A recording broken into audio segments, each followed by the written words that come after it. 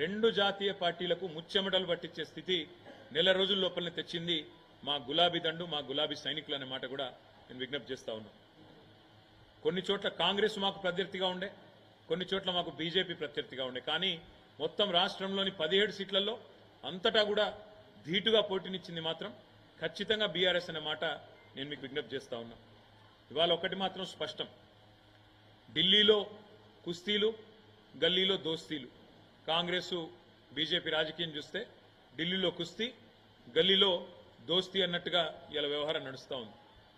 ఢిల్లీలోనేమో ఏదో కొట్లాడుతున్నట్టు యాక్టింగ్, కానీ ఇక్కడ దాదాపు 6-7 సీట్లలో ఇవాళ తెలంగాణలో కాంగ్రెస్ పార్టీ బలహీనమైన డమ్మీ అభ్యర్థులను పెట్టి ఇవాళ కరీంనగర్తో సహా, నిజామాబాద్తో సహా, అదేవిధంగా నిజామాబాద్లో డమ్మీ అభ్యర్థి నేను ఎందుకంటా ఉన్నా అంటే జీవన్ రెడ్డి గారు సీనియర్ నాయకుడే, కానీ ఆయన పోటీ చేయాలనుకున్నది కరీంనగర్ నుంచి.